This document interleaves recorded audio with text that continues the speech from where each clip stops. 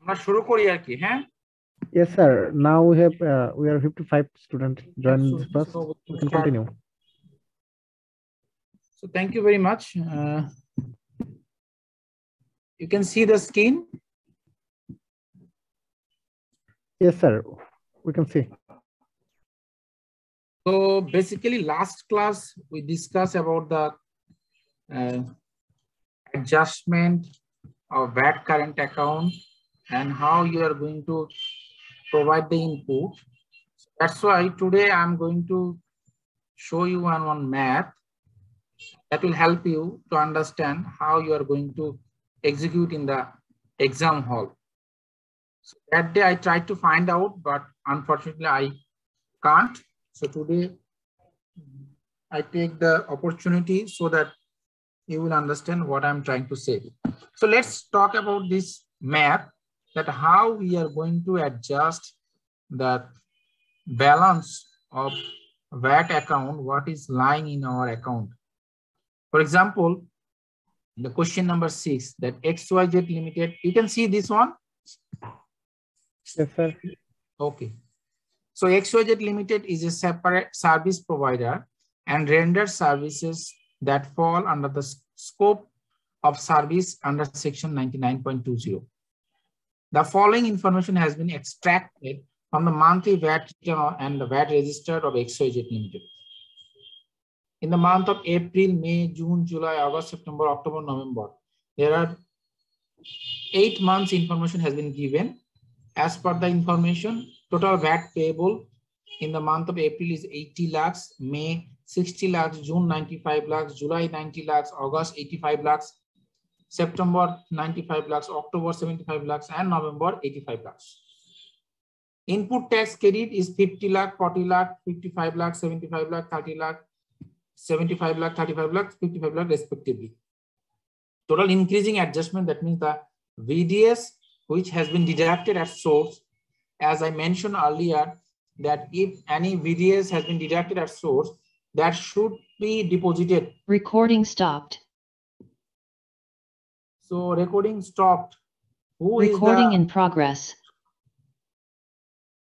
Okay. Should I continue? Yes, sir. Okay. Total VDS, that means VAT deducted at source, in the month of April, 25 lakhs, May 15 lakhs, June 25 lakhs, July 30 lakhs, August 45 lakhs, September 40 lakhs, October 20 lakhs, and November 10 lakhs. And decreasing adjustment, that means someone has deducted at source from your invoices, or maybe there are some 80 during the import stage, there are some 80 that will be adjusted, that is 75 lakhs in the month of April, 60, 80, 90, 75, 80, and 65 lakhs respectively. So from this information, the requirement has been given that VAT return for the month of November 2020 is yet to prepare. So you need to prepare the VAT return. At the same time, the requirement has given that as the VAT consultant, XYZ Limited has asked you to provide them the following. What? Provision of section 68 of the VAT and SD Act 2012 as regards carry forward and refund of negative net amount. So as per the section 68, we already discussed in the last class that how you are going to carry forward the closing balance of the VAT current account, or so-called in your return. So can anyone tell me that what we discussed last time, that if you have any balance, how you are going to carry forward? Can you recall it?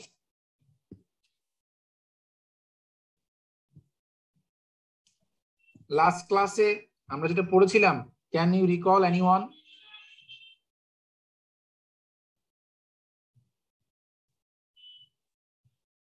So last class we already discussed that in the VAT return, if you have closing balance, you can carry forward for next 6 months. And after 6 months, if the balance is more than 50,000 taka, then you can claim as a refund and if the balance is less than 50,000 taka, then you cannot claim the refund and it will be adjusted subsequently. Can you recall it? It was discussed. Yes, sir. Okay. So we will see that how much the balance is coming and how we are going to ask for the refund from the government and when we can do that. In this math, we will try to understand that. At the same time, the next requirement is computation of the amount eligible for claiming refund in the VAT return for the month of November 2020.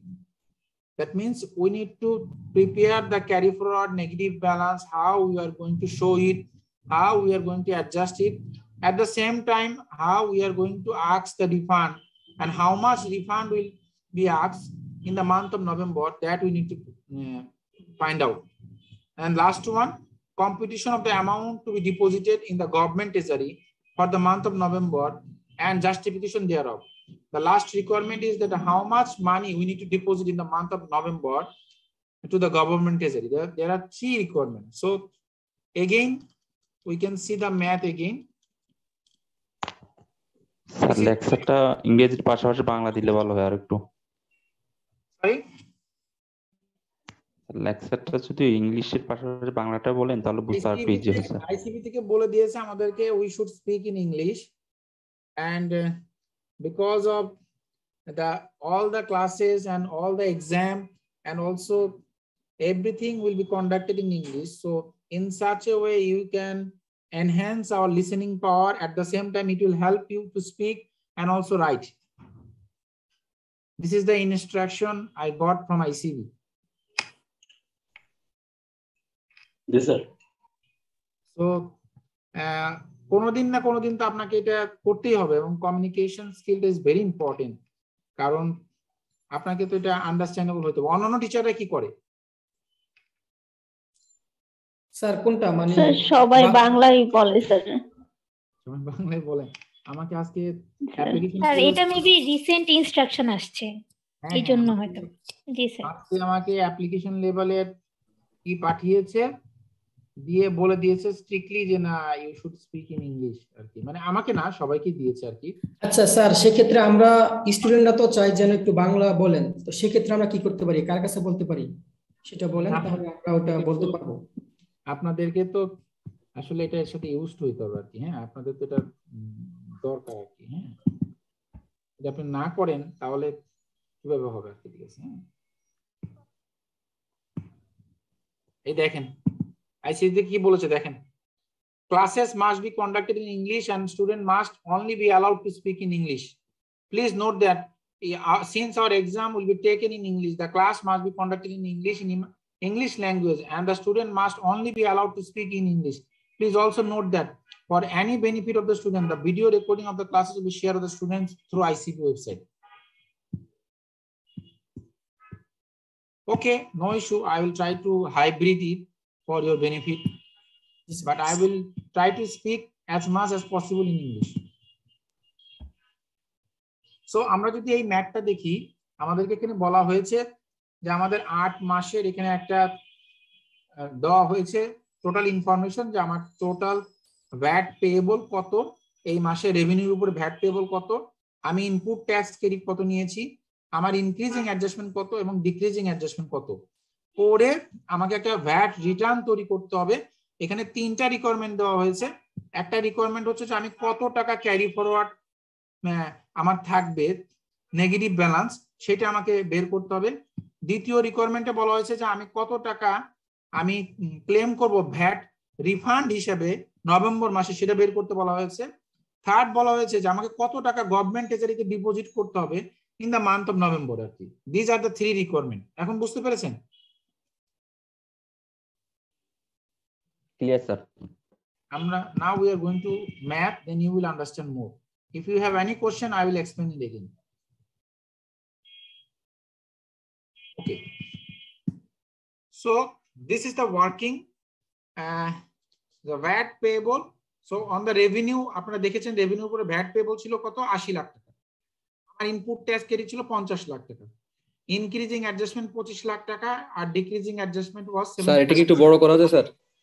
Sure.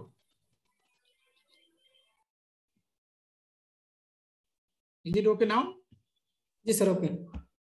Yes, sir. Sir একটু করে দিতে sir ভালো হতো জুমটা। জি sir, এখন okay sir. So in the month of April আমাদের output VAT ছিল 80 lakh, input tax credit ছিল 50 lakh, increasing adjustment ছিল আমার 20 লাখ, ডিক্রিজিং অ্যাডজাস্টমেন্ট ছিল 75 লাখ। তাহলে আমরা কি জানি, ইনপুট ট্যাক্স ক্রেডিট আমি ক্রেডিট পাবো, আর ইনক্রিজিং অ্যাডজাস্টমেন্ট আমাকে অ্যাড করে দিতে হয়, ডিক্রিজিং অ্যাডজাস্টমেন্ট মাইনাস করতে হয়। আমরা জানি এটা, already we have seen in the last class.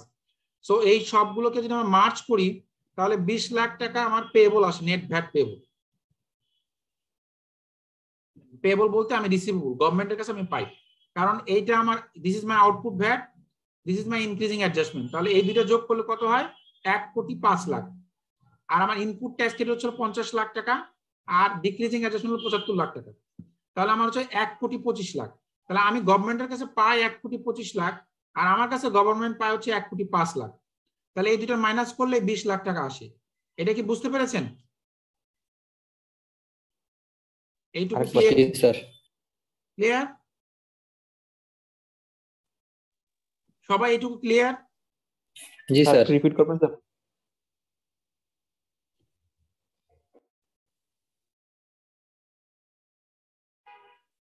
আমরা এই ম্যাথটাতে আবার দেখি।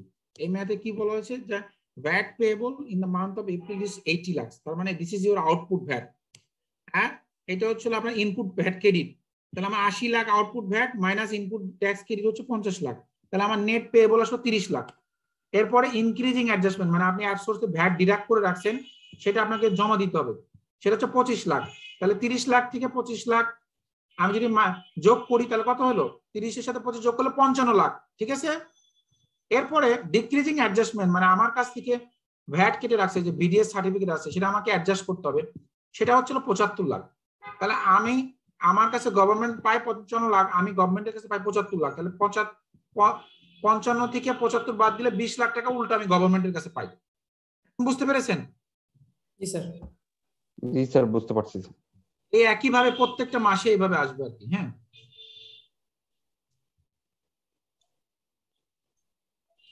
প্রত্যেক মাসে আসবে। এই দেখেন, মে মাসে 60 লাখ টাকা আমার রেভিনিউর উপর ভ্যাট পেয়েবল, দেন ইনপুট ট্যাক্স ক্রেডিট 40 লাখ। তাহলে কত হলো? 60 থেকে 40 বাদ দিলে 20 লাখ। এরপরে ইনক্রিজিং অ্যাডজাস্টমেন্ট 15 লাখ। কত হলো? 20 আর 15 কত হলো? 35। আর আমার ডিক্রিজিং আছে 60। তাহলে 35 থেকে 60 মাইনাস করলে নেগেটিভ 25। এরপরে 95, 95 সাথে 55 মাইনাস করলে কত হয়? 40। 40 এর সাথে 25 যোগ করলে কত হয়? 65। আর এই যে ডিক্রিজিং অ্যাডজাস্টমেন্ট 60। তাহলে দেখেন এখানে আমাকে পজিটিভ আছে 5, আমাকে 5 পে করতে হবে। এরপরে 90, 90 এর সাথে 75 মাইনাস করলে কত হয়? আপনার 15। 15 এর সাথে 30 যোগ করলে কত হয়?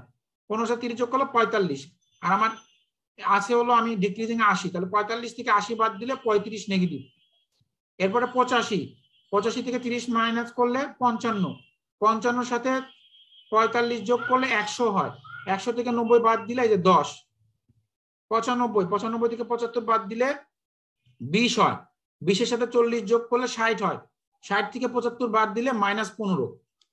এইভাবে 75, 75 থেকে 35 বাদ দিলে 40, 40 এর সাথে 20 যোগ করলে 60, 60 থেকে 80 মাইনাস করলে 20। নভেম্বর মাসে 85, 85 থেকে 55 বাদ দিলে 30, 30 এর সাথে 10 যোগ করলে 40, 40 থেকে 65 বাদ দিলে 25। এইটুকু ক্লিয়ার তো সবাই? জি স্যার। জি স্যার। এখন আসি আমরা নিচের অংশে। দেখেন, যেহেতু আমার 20 লাখ টাকা আমি উল্টো গভর্নমেন্টের কাছে পাই, এরপর আমাকে ট্রেজারিতে 25 লাখ টাকা ডিপোজিট করতে হচ্ছে। কেন ডিপোজিট করতে হচ্ছে? Because in the SRO number 240 বলা আছে, আপনি যে ভিডিএস করবেন, ভিডিএস এর টাকা আপনাকে ম্যান্ডেটরিলি জমা দিতে হবে। তার মানে এই যে কলামটা আছে, এই কলামের টাকাটা আপনাকে ম্যান্ডেটরিলি জমা দিতে হবে। সো আপনার এখানে কোনো উপায় নেই। সো প্রত্যেক মাসে ভিডিএস এর টাকা আপনাকে অবশ্যই জমা দিতে হবে। দেখেন, এই যে ভিডিএস এর টাকা 25 লাখ জমা দেওয়া হয়েছে, এখানে 15 লাখ জমা দেওয়া হয়েছে, ম্যান্ডেটরি। 25 লাখ 25 লাখ, 30 লাখ 30 লাখ, 45 লাখ 45 লাখ, 40 লাখ 40 লাখ, 20 লাখ 20 লাখ, 10 লাখ 10 লাখ। তাহলে এটা আপনাকে ম্যান্ডেটরি জমা দিতে হবে। তাহলে আপনি সরকারকে 25 লাখ টাকা দিয়ে দিলেন, তাহলে আপনি কি পাবেন এই মাস শেষে সরকারের কাছে আপনি কি পান, 20 লাখ টাকা দিয়ে দিচ্ছেন। সো আপনি অলরেডি 25 লাখ টাকা দিয়ে দিয়েছেন, তার মানে 20 লাখ টাকা আপনি গভর্নমেন্টের কাছে পান। এটা আপনার ক্যারি ফরওয়ার্ড হবে নেগেটিভ ব্যালেন্স, এবং এটাই এপ্রিল মাসের আপনার ক্লোজিং ব্যালেন্স। তাহলে দেখেন আপনার নেট পেয়েবল ছিল 20 লাখ টাকা, উল্টো গভর্নমেন্টের কাছে পান, আপনি গভর্নমেন্টের কাছে 20 লাখ টাকা ক্লেম করবেন, আর এই 25 লাখ টাকা গভর্নমেন্টকে আপনি দিয়ে দিবেন। এটাই আপনার ক্যারি ফরওয়ার্ড হয়েছে। এই এপ্রিল মাসটা শুধু দেখেন, এপ্রিল মাসটা বুঝতে পেরেছেন কিনা বলেন? জি স্যার। স্যার এটা বাদ চলে গেল না স্যার, বিডিএসটা 45 কোথায় হলো? স্যার আমি তো 20 লাখ পাইতামই, আবার 25 লাখ দিলাম, তাহলে 45 লাখ হলো না? না না, গভর্নমেন্টকে তো 25 লাখ আমরা ম্যান্ডেটরি দেওয়ার কথা, আপনি তো দিয়ে দিবেন, দিয়ে দিচ্ছেন, আপনি দিয়ে দিচ্ছেন। আর আপনি তো ওটা তো আপনার লাইবিলিটি, আর এই 20 লাখ টাকা আপনি পান, এই 20 লাখ টাকা আপনি ক্লেম করবে গভর্নমেন্টের কাছে, পরে নিবেন আপনি। এই মাসের শেষে আমার ক্লোজিং ব্যালেন্স 20 লাখ টাকা, আমরা পুরোটা দেখি তাহলে আর একটু ক্লিয়ার হবে। মে মাসে গিয়ে আমার এই 25 লাখ টাকা যেটা ছিল, দেখেন এখানে আমি মে মাসে গিয়ে আমার রিসিভেবল আছে হলো নেট পেবল 25 লাখ টাকা। কিভাবে হলো? এই দেখেন আমার 60 লাখ থেকে 40 লাখ বাদ দিলে হয় থাকে 20 লাখ, 20 লাখের সাথে 15 লাখ যোগ করলে 35 লাখ, 35 লাখ থেকে 60 লাখ বাদ দিলে 25 লাখ টাকা আমি উল্টা গভর্নমেন্টের কাছে পাই। কিন্তু তারপরে এই 15 লাখ টাকা আমাকে গভর্নমেন্টকে দিয়ে দিতে হলো। তাহলে এই মাসে আমি 25 লাখ টাকা পাইতাম এবং আগের মাসের 20 লাখ পাইতাম, এই দুইটা যোগ করে 45 লাখ টাকা ক্যারি ফরওয়ার্ড হলো এই মাসে, যার ভিতরে এপ্রিল মাসের 20 লাখ টাকা আর মে মাসের 25 লাখ টাকা। ক্লিয়ার? এই পর্যন্ত ক্লিয়ার? জি স্যার। জি স্যার। একদম স্যার ক্লিয়ার। আরেকবার বলেন স্যার। স্যার ট্রেজারিতে যেটা জমা দিয়েছে এটা ক্লিয়ার না স্যার। ট্রেজারি ডিপোজিটেরটা হচ্ছে হলো আপনি যদি গভর্নমেন্টকে আপনি কোনো ভিডিএস করেন, ম্যান্ডেটরি বলা আছে যে ভিডিএস করলে ওই ভিডিএস এর টাকাটা আপনাকে ট্রেজারির মাধ্যমে গভর্নমেন্টকে জমা দিয়ে দিতে হবে। আপনার এখানে পজিটিভ হোক অথবা নেগেটিভ হোক, it doesn't means anything, you have to deposit the VDS amount irrespective of your closing balance. So আপনি প্রত্যেক মাসে যে ভিডিএস করেছেন, যেমন এই দেখেন এই যে VDS increasing adjustment 25 lakh, 15 lakh, 25 lakh, 30 lakh, 45 lakh, 40 lakh, 20 lakh, 10 lakh, এই টাকাটা আপনাকে প্রত্যেক মাসে জমা দিয়ে দিতে হবে। সো আপনি গভর্নমেন্টকে এই টাকাটা জমা দিয়ে দিলেন, তাহলে কি হলো? গভর্নমেন্ট এই টাকাটা পেয়ে গেল, কিন্তু আপনি তো গভর্নমেন্টের কাছে উল্টা 20 লাখ পান, এই মাসে 25 লাখ পান। তাহলে এই টাকাগুলো আপনার কি হাওয়া হয়ে যাবে? তা হবে না, আপনাকে ক্লেম করতে হবে যে পরবর্তীতে যখন আপনার পজিটিভ আসবে তখন আপনি এটা অ্যাডজাস্ট করবেন। আমরা পরের মাসে দেখি, তাহলে আর একটু ক্লিয়ার হবে। তাহলে এখানে 45 লাখ ছিল, তারপরে এখানে আমার কাছে কি হলো, আমি 95 থেকে 55 বাদ দিলাম, 55 বাদ দিলে থাকে আমার কাছে থাকে হলো 30 না 40 থাকে, 40-এর সাথে 25 যোগ করলে আমার হয় হলো 65, 65 থেকে 60 বাদ দিলে 5 লাখ। তাহলে এখানে আমার 5 লাখ টাকা পেয়ে যাবো। তাহলে দেখেন, কিন্তু আমি করলাম কি, জমা দিলাম 25 লাখ, এই 5 লাখ কিন্তু জমা দিলাম না, এই 5 লাখ আমি অ্যাডজাস্ট করলাম এই আগের ব্যালেন্সের সাথে। তাহলে আমার 45 লাখ টাকা মাই ক্লোজিং ব্যালেন্স, ওখান থেকে 5 লাখ মাইনাস করে আমার এখন ক্লোজিং ব্যালেন্স 40 লাখ টাকা। তাহলে ঐকিক নিয়মে আগে ফার্স্ট ইন ফার্স্ট আউট, এই 20 লাখ থেকে আমি 5 লাখ কমায় আমার ক্লোজিং ব্যালেন্সে 15 লাখ টাকা এটা থাকলো, আর মে মাসে 25 লাখে থাকলো। স্যার এটা বুঝিনি স্যার। এত সহজ জিনিস যদি না বোঝেন আপনারা, এটা লিফো ফিফো মেথডে আপনারা অঙ্ক করেছেন না, ফার্স্ট ইন ফার্স্ট আউট। হ্যাঁ, আপনারা ফার্স্ট ইন ফার্স্ট আউট খালি চিন্তা করেন। জুন মাসে কি হয়েছে? জুন মাসে আপনার 95 লক্ষ টাকা আউটপুট ভ্যাট ছিল, আপনার ইনপুট ট্যাক্স ক্রেডিট ছিল 55 লাখ টাকা। তাহলে 95 থেকে 55 বাদ দিলে কত থাকে? বলেন 40 লাখ। 40 লাখ টাকা আপনার এখানে ভ্যাট পেয়েবল, এবং এর সাথে আরো ভিডিএস এর পেয়েবল কত? 25 লাখ টাকা। তাহলে কত হলো? 30 লাখ, 65 লাখ। আর আপনার ডিক্রিজিং অ্যাডজাস্টমেন্ট আছে কত? 60 লাখ। তাহলে গভর্নমেন্ট আপনার কাছে এই মাসে কত পাবে? 5 লাখ টাকা পাবে, তাই না? জি স্যার। 5 লাখ টাকা আমার কাছে পায়, কিন্তু এই 25 লাখ টাকা তো আমাকে আলাদা জমা দিয়ে দিতে হবে। তাহলে আমি এই 5 লাখ টাকা এখন কি, তাহলে আমাকে 30 লাখ টাকা জমা দেওয়ার কথা ছিল। 30 লাখ টাকা না জমা দিয়ে আমি আসলে 25 লাখ টাকা জমা দিলাম, কারণ এই 25 আর এই 5 এই মিলে 30 লাখ টাকা জমা দেওয়ার কথা ছিল, কিন্তু আমি কি করলাম? 25 লাখ জমা দিলাম, আর বাকি 5 লাখ কি করলাম? এই আগের যে 45 লাখ টাকা সেখান থেকে আমি অ্যাডজাস্ট করলাম। তাহলে আমি বলতেছি 45 লাখ আমার ক্লোজিং ব্যালেন্স ক্যারি ফরওয়ার্ড হয়েছিল, সেখান থেকে 5 লাখ টাকা মাইনাস করে আমি বললাম যে 40 লাখ টাকা পাবো। তাহলে এই 40 লাখ টাকা কিভাবে আসছে? এপ্রিল মাসের 20 লাখ ছিল, সেখান থেকে আগে যেটা আগে সেটা আগে অ্যাডজাস্ট করতে হবে। তাহলে আমি ওখান থেকে 5 লাখ কমা দিলাম, তাহলে এপ্রিল মাসের ব্যালেন্স আমার 15 লাখ থাকলো, আর মে মাসের 25 লাখ ইনটেকই থাকলো, কারণ এখনো তো 20 লাখ জিরো হয়নি। এখন বুঝতে পেরেছেন? স্যার মানে হচ্ছে আমাদের মানে প্রথমে যেটা থাকবে ওইটা থেকে 5টা অ্যাডজাস্ট করতে হবে, দেন পরবর্তীগুলো যেতে হবে। First out, first in first out. বুঝতে পারছি। আপনি বুঝতে পারছেন ম্যাডাম? জি স্যার। জোর করে জি বলেন না, আর কি না বুঝলে বলেন, আবার বলবো। স্যার বুঝেছি স্যার। ওকে, এখন আসেন জুলাই মাসে 90 লাখ, 75 লাখ, 30 লাখ, 80 লাখ এগুলো যোগ বিয়োগ করার পরে 35 লাখ টাকা নেট পেবো। তখন আমাকে এই মাসে কোনো ভ্যাট জমা দিতে হবে না, কিন্তু আমাকে ভিডিএস এ 30 লাখ টাকা ঠিকই জমা দিতে হলো। তাহলে আমার ক্লোজিং ব্যালেন্স হয়ে গেল 75 লাখ। কিভাবে? এই যে 40 লাখ আর এই 35 লাখ যোগ করে এই 75 লাখ হয়েছে, যার ভিতরে 15 লাখ টাকা এপ্রিল মাসের, 25 লাখ টাকা মে মাসের, জুন মাসের কিছু নাই কারণ জুন মাসের কোনো নেগেটিভ ব্যালেন্স ছিল না, আর এই জুলাই মাসের 35 লাখ, এই তিনটা যোগ করে আমার এই 75 লাখ টাকা হয়েছে। এখন আসলে অগাস্ট মাসে, অগাস্ট মাসে আমার ট্রেজারি ডিপোজিট 45 লাখ টাকা, কারণ এই যে বিডিএস এ 45 লাখ টাকা জমা দিলাম। কিন্তু এই মাসে কি হলো, এই যে 85 থেকে 30 বাদ দিলে 55 লাখ, 55 সাথে 45 যোগ করলে 1 কোটি, 1 কোটি থেকে 90 লাখ বাদ দিলে 10 লাখ টাকা হয়, কিন্তু আমি জমা দিলাম হচ্ছে 45 লাখ। তাহলে আমি কি করলাম, আমার ক্লোজিং ব্যালেন্স হচ্ছে 65 লাখ, এই যে 75 লাখ থেকে 10 লাখ টাকা কমলো। কিভাবে কমলো? এই 15 লাখ টাকা এপ্রিলের ছিল, সেখান থেকে আমি 10 লাখ কমে এখানে 5 লাখ আসলো, আর মে 25 লাখ ইনট্যাক্ট, জুনে কিছু নাই, জুলাই মাসে 35 লাখ, অগাস্ট মাসেও কিছু নাই, কারণ অগাস্ট মাসে কিন্তু পজিটিভ ব্যালেন্স। আসলাম সেপ্টেম্বর মাসে, সেপ্টেম্বর মাসে 95 থেকে 75 যোগ মাইনাস করলে 20, 20 এর সাথে 40 যোগ করলে 60, 60 থেকে 15 বাদ দিলে 75 বাদ দিলে 15, তাহলে আমাকে এখানে কিছু জমা দিতে হচ্ছে না। তাহলে আমার তারপর আমাকে 40 লাখ টাকা জমা দিয়ে দিতে হচ্ছে। তাহলে আমার এই যে 65 ছিল, 65 সাথে 15 যোগ করলে 80 লাখ টাকা ক্লোজিং ব্যালেন্স। এই আগে এইটা ছিল 65 আর এই 15 যোগ হলো, এই মাসেটা যোগ হয়ে 60, এটা হলো তার ডিটেলস। 80 অক্টোবর মাসে 75, 75 থেকে 35 মাইনাস করলে 40, 40 এর সাথে 20 যোগ করলে 60, 60 থেকে 80 বাদ দিলে 20, সেখানে আমি 20 লাখ টাকা জমা দিয়ে দিলাম। তাহলে আমার ক্লোজিং ব্যালেন্স কত হলো? 1 কোটি। এই 80 লাখ আর এই 20 লাখ যোগ করে 1 কোটি। এই 1 কোটির ব্রেকআপ হচ্ছে এখানে, এই যে 5, 25, 35, 15 আর এই যে এই মাসের 20 এখানে যোগ হয়ে গেছে।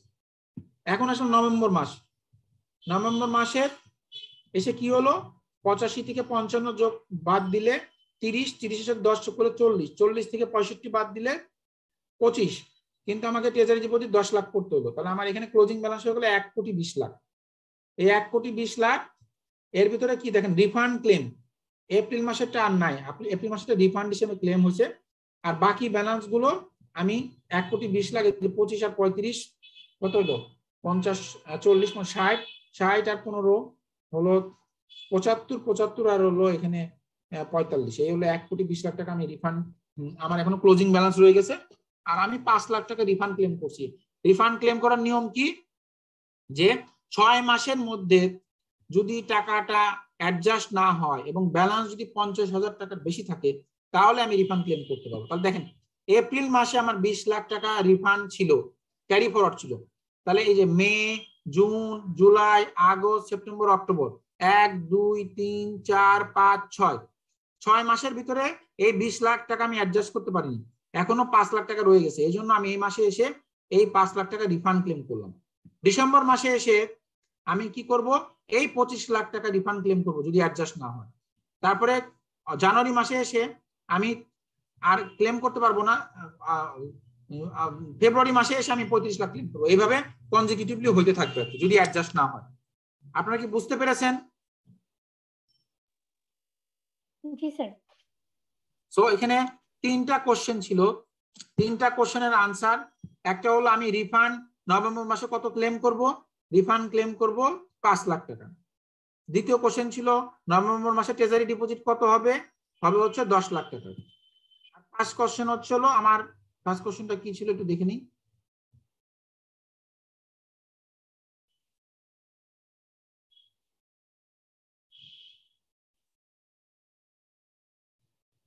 Provision of section 68 of the VAT and SG Act as regards carry forward and refund of negative net amount আর কি। হ্যাঁ, এটা আপনাকে বের করতে হলো, যে অঙ্ক করে আপনি এটা বের করলেন।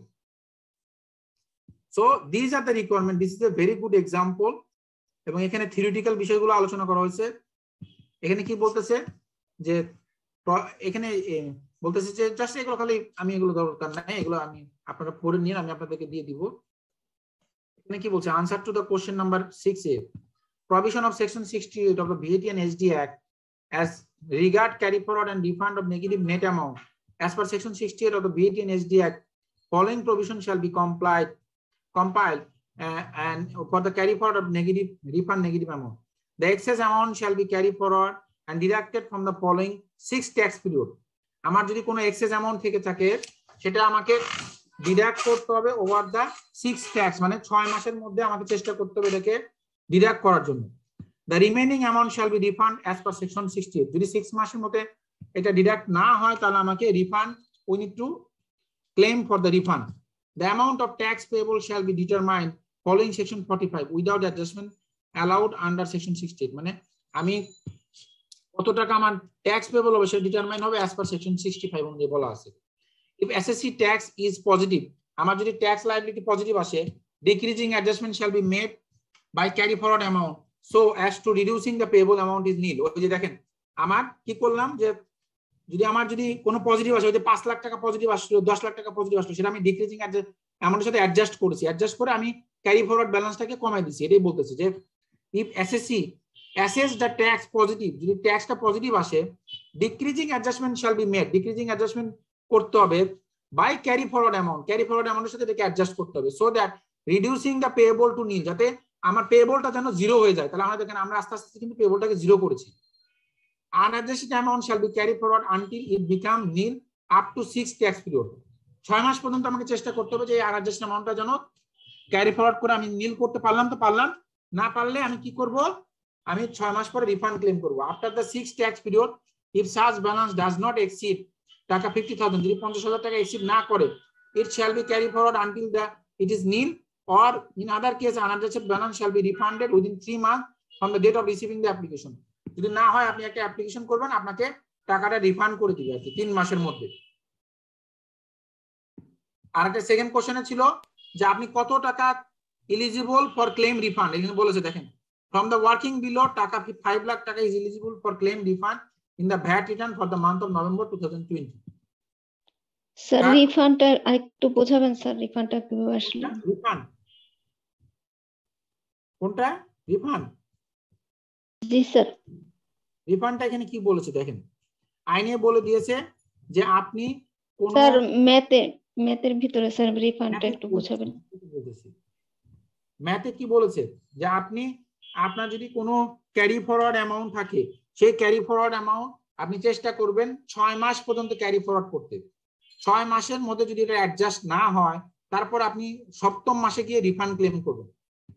তাহলে এপ্রিল মাসে আপনার 20 লক্ষ টাকা একটা নেগেটিভ ব্যালেন্স রয়ে গেছে, আপনার মে মাসে নেগেটিভ ব্যালেন্স, জুন মাসে নেগেটিভ ব্যালেন্স, জুলাই মাসে জুন মাসে পজিটিভ ব্যালেন্স ছিল, সেটা অ্যাডজাস্ট করলেন, তারপর 15 লাখ টাকা ছিল, তারপর জুলাইয়ে নেগেটিভ, তারপরে এখানে 10 লাখ টাকা পজিটিভ ছিল, তাহলে এটা অ্যাডজাস্ট করার পর 5 লাখ টাকা রয়ে গেল, এখানেও নেগেটিভ, এখানেও নেগেটিভ। তাহলে দেখেন 1 2 3 4 5 6 মাসেও আপনি 20 লাখ টাকা জিরো করতে পারেননি, যেহেতু এটা অ্যাডজাস্ট হয়নি এবং এই ব্যালেন্সটা 50,000 টাকার উপরে, সেহেতু 7ম মাসে মানে নভেম্বর মাসে কি আপনি এটাকে রিফান্ড ক্লেম করবেন। কোনো অ্যামাউন্ট যদি আপনার আনঅ্যাডজাস্টেড থেকে যায় তাহলে সেটাকে আপনাকে রিফান্ড হিসেবে 6 মাস পরে ক্লেম করতে হবে, 6 মাসের আগে না। তো এটাই আমরা এখানে করেছি যে 6 মাসে এটা অ্যাডজাস্ট হয়নি, আমরা এখানে এই মাসে এসে রিফান্ড ক্লেম করছি। একইভাবে ডিসেম্বর মাসে গিয়ে আমরা এই মে মাসের 25 লাখ টাকা রিফান্ড ক্লেম করব। এখন বুঝতে পেরেছেন? জি স্যার।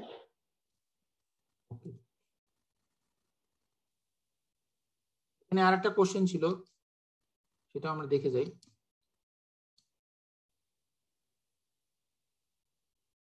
এই অঙ্কটা কিন্তু খুবই ইন্টারেস্টিং, আপনাদের কিন্তু এটা ভালো করে দেখবেন আর কি। হ্যাঁ,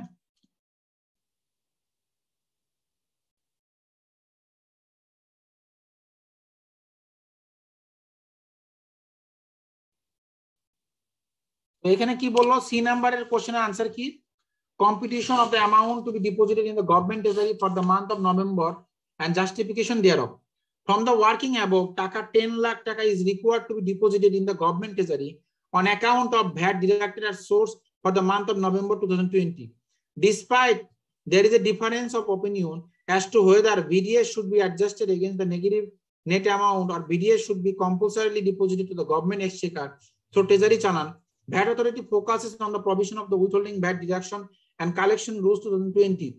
If the provision of section 271, 45, 48 and 49 and 68 and rule 41 CHA and from Mushok 9.1 and Mushok 6.6 are reviewed together, it seems that deposit of BDS in government treasury is not mandatory, where the payment of BDS can be made through the increasing adjustment in the VAT return. However, the withholding VAT deduction and collection rules 2020 issued under the SRO number Mushok dated 11 June 2020 contradicts with the aforementioned provision of the law as regard to the compulsory deposit of the BDS in the government exchequer through the treasury channel number rule 6.3 of the withholding VAT deduction collection rules 2020 stated as follow. মধ্য কথা যদি বলি, এখানে মধ্য কথা হলো আইনে যদিও বলা আছে যে আপনার যদি নেগেটিভ ব্যালেন্স থাকে সেটা আপনার কোনো যদি পজিটিভ ব্যালেন্স থাকে সেটা আপনি অ্যাডজাস্ট করুন। তার মানে দেখা যাচ্ছে যে এই ম্যাথে আমি গভর্নমেন্টের কাছে 25 লাখ টাকা পাই, তারপর আমাকে বিডিএস এর টাকা জমা দিতে হচ্ছে, যেটা কিনা আইনের সাথে যায় না। কিন্তু কি করার আছে, গভর্নমেন্ট এখানে রুল করে দিয়েছে, এই এসআরও দিয়ে বলে দিয়েছে যে না, তোমার নেগেটিভ ব্যালেন্স থাকুক আর না থাকুক আমি এত কিছু জানি না, তোমাকে অবশ্যই বিডিএস এর টাকা জমা দিতে হবে। এটা কন্ট্রাডিক্ট করে আইনের সাথে, এটাই এখানে বলার চেষ্টা করছে আর কি। হ্যাঁ, এখানে তাই বললো the person deducting tax at source will make increasing adjustment for VAT deducted at source in the return and deposit the remaining balance, if any, after making adjustment the BDS deposit through treasury channel against the net deposit payable for the tax period concerned. Hence, field level of the VAT authority of the opinion that BDS should be mandatorily deposited as a field level এটা রয়ে গেছে যে BDS আপনাকে অবশ্যই deposit করতে হবে to the government treasury even if there is a refundable amount as per the withholding VAT deduction and collection rules. ওরা হলো বিচারের সবকিছু মানে তাল গাছটা আমার আর কি। হ্যাঁ, এই ছিল হলো আপনাদের এই ম্যাথটা। হ্যাঁ, আপনাদেরকে এটা বোঝানোর জন্য আমি আর কি এটা আলোচনা করলাম আর কি। হ্যাঁ, এখানে যেহেতু আলোচনা করতেছি আর একটা ম্যাথ আছে, এটা আলোচনা করে পরে আমরা অন্য আলোচনা যাব। এটা আলোচনা করব না পরে করব? করেন স্যার, করেন স্যার। আপনারা তো থিওরি পড়তে পড়তে একটু বোরিং হয়ে গেছে নাকি? ওকে। Fair Limited Manufacture Consumable Goods at its factory located in Rupganj. Fair Limited Goods manufacture করে consumable goods যেটার ফ্যাক্টরি হচ্ছে রূপগঞ্জে, which has been registered under the new VAT Act and VAT Commissionerate of same location.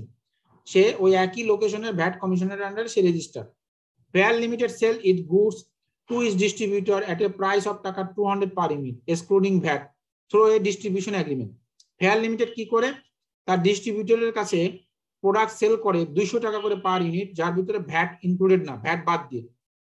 However, considering the actual value addition is very high, it managed to submit input output coefficient with a value addition much lower than the actual, and accordingly it issued 6.3 at a price of টাকা 160 per unit excluding VAT.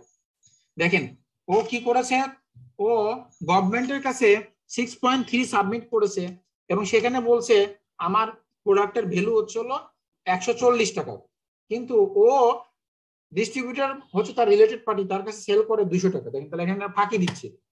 সে গভর্নমেন্টকে বলছে আমি 140 টাকা, আমার 4.3 তে বলছে যে আমার প্রোডাক্টের টোটাল ভ্যালু হচ্ছে 140 টাকা, অথচ সে সেল করতেছে 200 টাকা। তার মানে এখানে 60 টাকার একটা ডিফারেন্স আছে। ওকে, আর আইনে বলা আছে কি যে আপনার যদি কোনো কারণে আপনার প্রাইস চেঞ্জ হয় 7.5% এর বেশি যদি ভ্যারি করে, তাহলে আপনাকে অবশ্যই ইনপুট আউটপুট কোএফিসিয়েন্ট আবার নতুন করে দিতে হবে আর কি। হ্যাঁ, সো ও এখানে কি করেছে, এই আইনটাকে সে মানে নাই, সে এখানে এটার একটা ব্যত্যয় করেছে। তাহলে মনে দেখেন 140 টাকা ইন্টু 7.5%, তার মানে 10 টাকা 50 পয়সা। হ্যাঁ, 10 টাকা 50 পয়সার সাথে 140 টাকা যোগ করলে 150 টাকা 50 পয়সা হয়, কিন্তু ও কি করছে, এটার কোনো ডিক্লারেশন দেয় না। হ্যাঁ, ঠিক আছে। তো এখন তারপরে ঘটনাটা কি হয়েছে দেখেন, এরপরে কি হলো,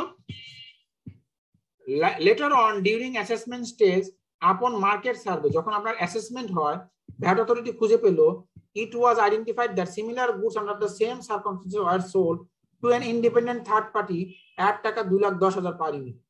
কিন্তু ভ্যাট অথরিটি এটা রিভিউ করতে গিয়ে দেখলো যে এই সিমিলার টাইপের গুডস অন্যদের কাছে সেল করা হয় 210 টাকায় ভ্যাট। তাহলে এখানে তিনটা প্রাইস, একটা হলো আমার ফেয়ার প্রাইস হচ্ছে হলো 200 টাকা, আর আমি প্রোডাক্টটা সেল করতেছি হচ্ছে হলো 140 টাকা আমার রিলেটেড পার্টির কাছে, ডিস্ট্রিবিউটর কাছে, এবং মার্কেটে এটার প্রাইস আছে 210 টাকা। রিকোয়ারমেন্ট কি? রিকোয়ারমেন্ট বলা হয়েছে what would be the fair market value of the product sold by fair limited. প্রথম কোশ্চেন হচ্ছে যে এই প্রোডাক্টের ফেয়ার মার্কেট ভ্যালু কত হবে? বলেন 140 টাকা হবে, না 200 টাকা হবে, না 210 টাকা হবে? ফেয়ার মার্কেট ভ্যালু এটা তো আমরা পড়েছিলাম, বলেন কি হবে এটা? 200 টাকা স্যার। কেন 210 টাকা? কেন 200 টাকা হবে? 200 টাকা হবে কারণ ওইটা হচ্ছে হলো কি অ্যাকচুয়াল প্রাইস, মানে 140টা বাদ দিয়ে, যদি আমরা 140টা বাদ দেই, আপনার হচ্ছে হলো কি 10% করলে 220 টাকা হয়। সো যেহেতু 10% এর কম, তাহলে ভ্যাট অথরিটি 200 টাকা অ্যালাউ করবে। Exactly, thank you very much. হ্যাঁ, এটা বলা আছে এবং আমরা কিন্তু পড়ানো হয়েছে এটা যে আপনার 10% যদি কম বেশি না হয় তাহলে এটা অ্যাকসেপ্টেবল। সেকেন্ডলি কি বললো? Mention the circumstances where fair market value is used under the VAT act. এবং আপনাকে বলতে বলা হয়েছে কোন কোন ক্ষেত্রে ফেয়ার মার্কেট ভ্যালু ইউজ করা হয়। বলেন তো কখন কখন আমরা ফেয়ার মার্কেট ভ্যালু ইউজ করি? স্যার যখন স্যার ট্রানজাকশন ভ্যালুটা যদি না থাকে স্যার। হ্যাঁ, যদি ট্রানজাকশন ভ্যালু না থাকে, হ্যাঁ, সিমিলার প্রোডাক্টের প্রাইস নিয়ে আমরা ফেয়ার মার্কেট ভ্যালু বের করি। অথবা এমন যদি হয় আমার রিলেটেড পার্টির সাথে যদি কোনো ট্রানজাকশন হয় এবং সেটার প্রাইস যদি সিগনিফিকেন্টলি লোয়ার হয়, সেক্ষেত্রেও আমরা এটা করতে পারি। আসেন দেখি কি হলো। থার্ড কোশ্চেন কি বলছে? What are the legal consequences for issuing 6.3 at টাকা 140 per unit? বলেন তো কি হবে? স্যার যতটুকু ভ্যাট কম দিলো ওইটা স্যার দিতে হবে স্যার। হ্যাঁ, ওটা দিতে হবে এবং ওই পরিমাণ টাকা পেনাল্টি দিতে হবে। জি স্যার, ওই পরিমাণ পেনাল্টি দিতে হবে। পেনাল্টি দিতে হবে। তাহলে এখন দেখি fair market value of the product sold by fair limited. Actual selling price 200 টাকা, প্রাইস অফ সিমিলার গুডস 210 টাকা, তাহলে ডেভিয়েশন কত? 5%। তাহলে ফেয়ার মার্কেট প্রাইস কত হবে? 200 টাকা। Here fair market and its distributor are to be treated as associated party as per the definition given in under section 297 UMA of the VAT and SD Act 2012. Under these circumstances, if the deviation is within the 10%, উনি যেটা বললেন, actual selling price shall be accepted as per the fair market price. তাহলে আমরা এখানে 210 টাকা না ধরে 200 টাকাকে আমরা প্রাইস হিসেবে কনসিডার করে নেব, যেহেতু এটা 10% এর ভিতরে আছে। বুঝতে পারছেন সবাই? জি sir. Question number B, circumstances when fair market value can be used, কখন হবে? Under section 73 of the VAT and SD Act at the time of assessing the VAT for the SSC, যখন আপনার SSC এর VAT assess করা হবে সেই ক্ষেত্রে এটা হইতে পারে আন্ডার সেকশন 19 আন্ডারে হইতে পারে, যখন আপনার কোনো অডিট বা ইনভেস্টিগেশন হবে। তো এখন দেখি আমরা সেকশন 73 তে কি বলা আছে। সেকশন 73 তে বলা আছে যে কর নির্ধারণ, আপনাকে কর নির্ধারণ করতে গিয়ে সে যদি দেখলো যে না আপনি এখানে যথাযথভাবে কর দেননি বা আপনার ভ্যালুটাকে আপনি মিসলিড করেছেন, তাহলে সেক্ষেত্রে ভ্যাট অথরিটি আপনার ভ্যালুটাকে ফেয়ার মার্কেট ভ্যালুকে অ্যাসেস করতে পারে। সেকশন 90 তে বলা আছে যে আপনি VAT and SDI তে যখন আপনি অডিটে পড়বেন, এই অডিট করতে গিয়ে যদি দেখা গেল যে না আপনি এখানে কোনো ফাঁকি দিয়েছেন বা প্রপারলি প্রাইস দেননি, সেক্ষেত্রে হতে পারে, যেটা এই ক্ষেত্রে হয়েছে। এবং আন্ডার সেকশন 111 তে বলা আছে যে আপনার অফেন্স এন্ড ইনভেস্টিগেশন আর কি, হ্যাঁ, যে দেখা গেল যে আপনার হলো আপনি এমন কোন অপরাধ করেছেন যেটা জাল বা ভুয়া ডকুমেন্টস দিয়ে আপনি দেখাইছেন, পরবর্তীতে ধরা পড়লো যে আপনি এখানে কোনো ফরজারি করেছেন। এই সকল ক্ষেত্রে এই তিনটা সেকশনের আন্ডারে আপনার ফেয়ার মার্কেট ভ্যালু নির্ধারিত হইতে পারে। তারপরে কি বলেছিল? লিগ্যাল কনসিকুয়েন্সেস কি হবে আপনাকে 140 টাকা যদি আপনি সেল করেন। This is a clear deliberate violating the evasion of the VAT as per the VAT law. Accordingly, the SSC will be liable for payment of the evaded amount, মানে evaded বলতে যে পরিমাণ টাকা ফাঁকি দিয়েছেন ওইটা, plus a penalty to extent of 2 times of the evaded amount. আগে 2 times ছিল, এখন 1 times extended of equal amount. G sir, এখন সে ইকুয়াল অ্যামাউন্ট।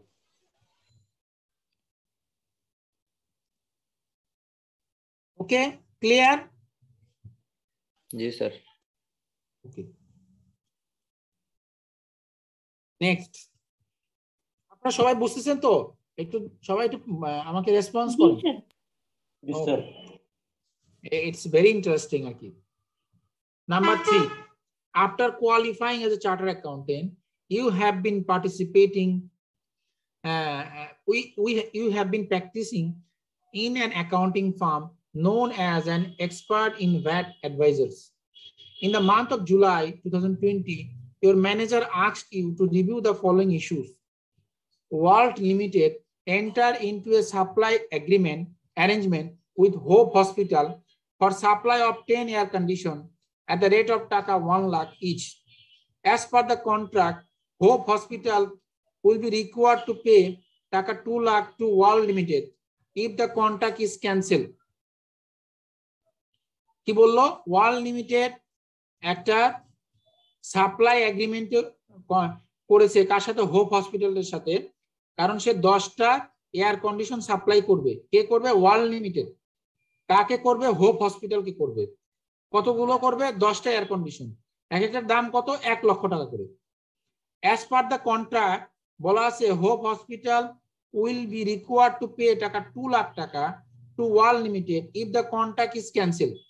এগ্রিমেন্টে বলা ছিল যে কোনো কারণে আপনি যদি এই ওয়ার্ক অর্ডারটা ক্যান্সেল করেন, ক্যান্সেল করলেও আপনি ওয়ার্ল্ড লিমিটেডকে মিনিমাম 2 লক্ষ টাকা দিতে হবে। কাকে দিবে? কে দিবে? Hope hospital. যেহেতু সে ওয়ার্ক অর্ডারটা দিয়েছে, পরে যদি সে ক্যান্সেল করে তাহলে তাকে মিনিমাম ক্ষতিপূরণ হিসেবে 2 লক্ষ টাকা দিতে হবে।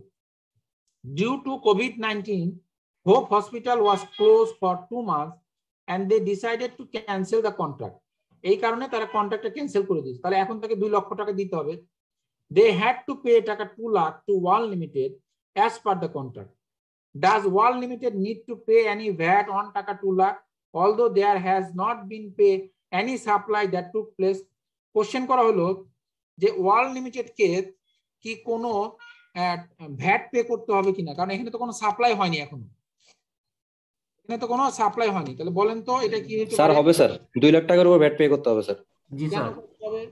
কারণ স্যার ক্যান্সেল, আমরা যেটা পড়েছি স্যার, ক্যান্সেল হয়ে গেলে যদি আপনার যদি কোনো ক্ষতিপূরণ পায় সেটাকে হচ্ছে স্যার সেলস হিসাবে করা হয় স্যার। এই জন্য 2 লাখ টাকার উপর স্যার করতে হবে।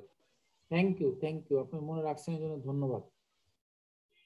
So question and answer is as per section 42 of the VAT and SD Act, if any transaction for any supply is cancelled and the supply realize any amount money from the recipient of a consequence thereof, the realized money shall be treated as a consideration for the supply in the tax period in which it is realized, and tax shall be payable on that realized amount. Accordingly, World Limited has to pay VAT of 2 lakh টাকা 30,000. তো আমি মনে করেন পরীক্ষায় যদি অঙ্ক দেই, আমি আপনাকে এখানে এই কোশ্চেনটা দিয়ে বলবো, অপশন দিয়ে দিব যে VAT payment amount how much, 30,000 নাকি নীল নাকি 4,500, এরকম একটা 3-4টা দিয়ে দিব আর কি। হ্যাঁ, সো তখন আপনাকে ঠিক দিতে হবে, যেটা হবে হলো 30,000।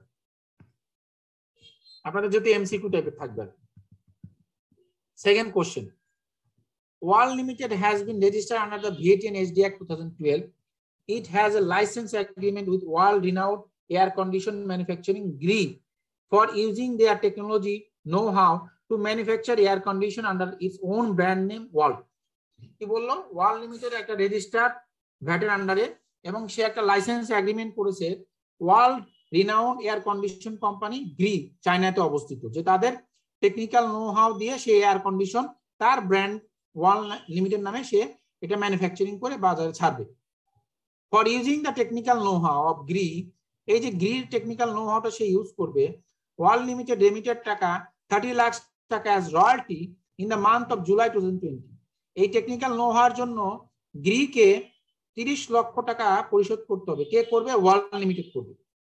Indicating the VAT amount that has to be paid on this royalty amount, who should pay this and how this would be reflected in the return, explaining the reason.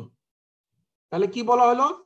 এই যে ওয়ার্ল্ড লিমিটেড যে 30 লক্ষ টাকা royalty pay করলো, এইটার উপরে কোনো ভ্যাটের implication আছে কিনা, থাকলে এটা কে পে করবে এবং এটাকে রিটার্নে কিভাবে রিফ্লেকশন করতে হবে, এটা আপনাকে এক্সপ্লেইন করতে বলছে। বলেন তো কি হবে? স্যার ওয়ার্ল্ড লিমিটেড পে করতে হবে স্যার। কেন করতে হবে?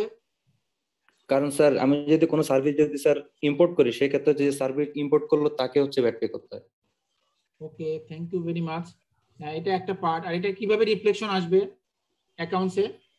স্যার আমরা রিভার্স চার্জে যেভাবে করি, প্রথমে হচ্ছে ইনপুট ইয়া করবো, আবার আউটপুটে দুইভাবে মানে দুইটাতে শো করতে হবে, দেন ট্রেজার চালানোর মাধ্যমে আমরা নিয়ে। হ্যাঁ, সো একবার আউটপুট ভ্যাটে দেখাইতে হবে, একবার ইনপুট ভ্যাটে, আবার ট্রেজারি ডিপোজিট হিসেবে দেখাইতে হবে। এটা কিন্তু আমরা আলোচনা করেছি বেশ কয়েকবার। জি স্যার। আপনারা কি সবাই বুঝতে পেরেছেন?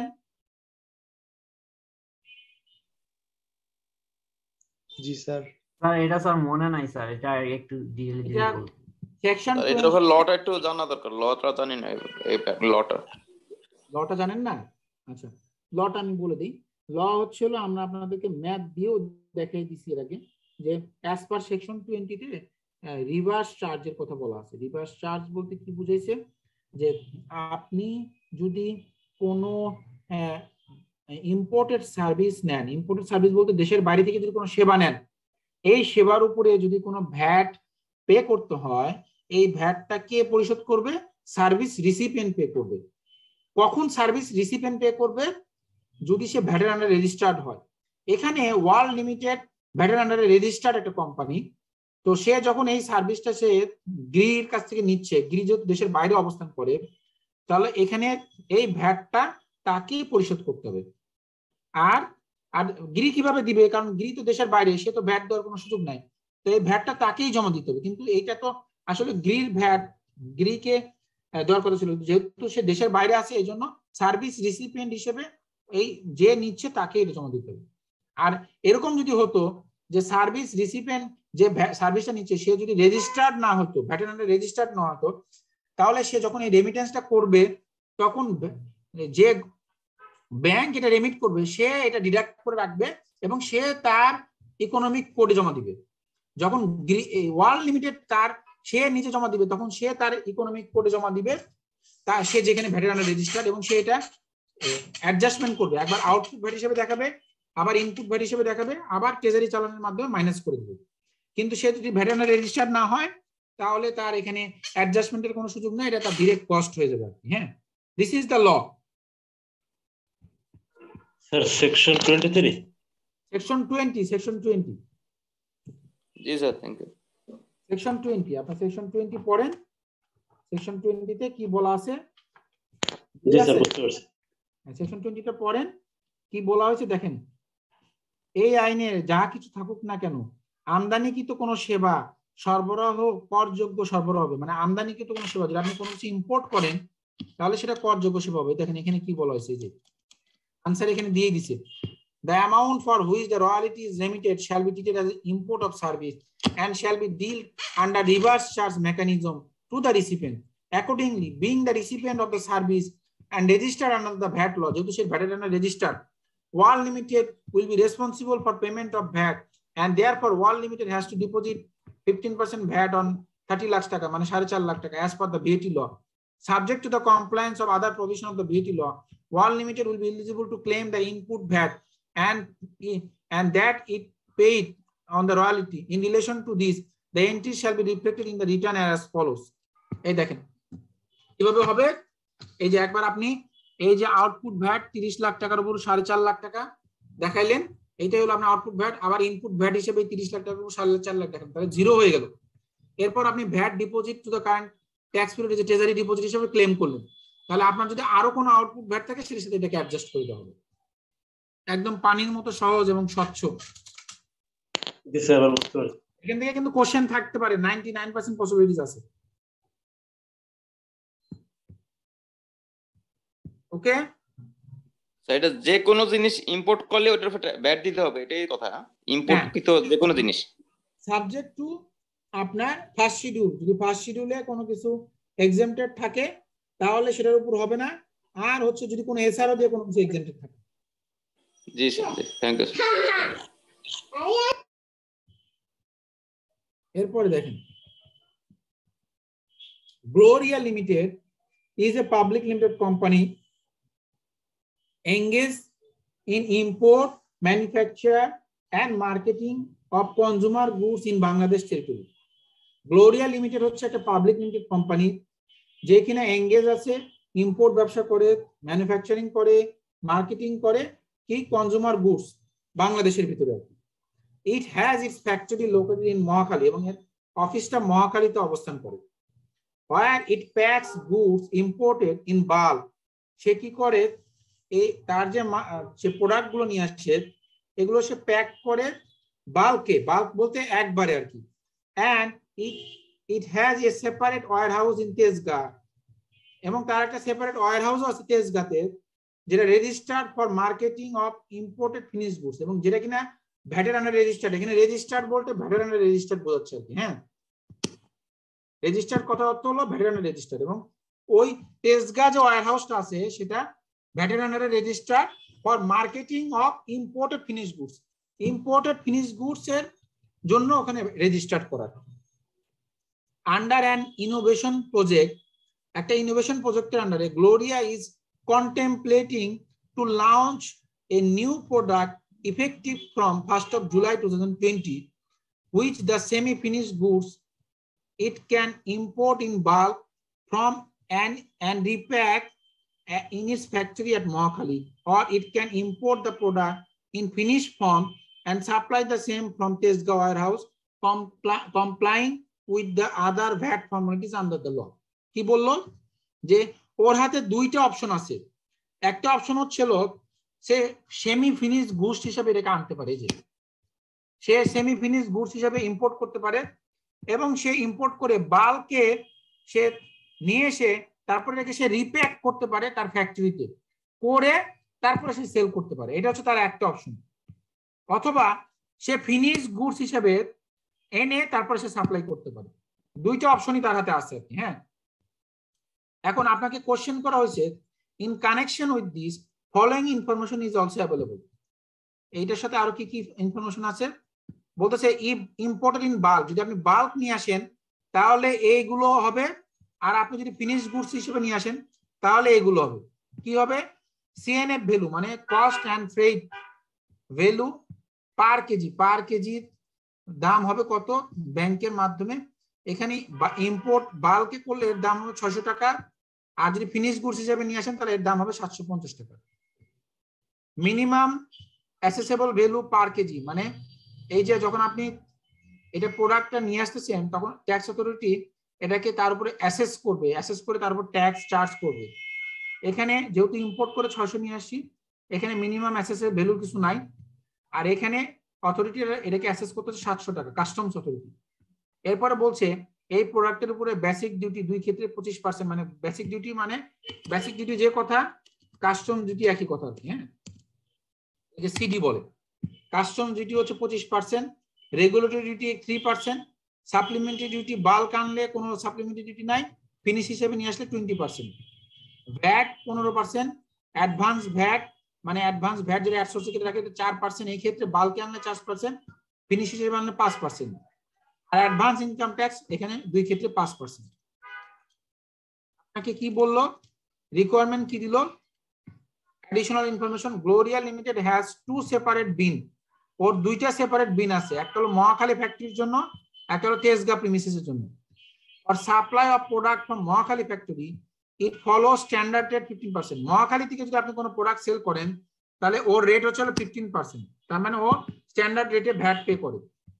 আর যদি আপনি যদি ইয়ে থেকে দেন, সেটা হলো আপনি যদি মহাখালী না করে আপনি যদি ওই যে তেজগাঁ থেকে দেন তাহলে সেখানে হচ্ছে রেট হচ্ছে 5%, কারণ সে ফিনিশ গুড সেল করে, তার মানে সে এখানে ট্রেডার হিসেবে গণ্য হবে। দুই ক্ষেত্রে দুই রকম ভ্যাট রেজিস্ট্রেশন, একটাতে মহাখালীতে সে যেহেতু ম্যানুফ্যাকচারার সেক্ষেত্রে 15% ভ্যাট হবে, আর যদি সে ট্রেডার হিসেবে তেজগাঁ থেকে দেয় তাহলে ভ্যাটের রেট হবে 5%। আর কি বললো, after arriving at accessible value, additional 2.01% needs to be added with the CNF value or minimum accessible value mentioned above. তাহলে আপনাকে accessible value যা আছে তার সাথে আরো 2.01% অ্যাড করতে হবে। এটা কি কারণে?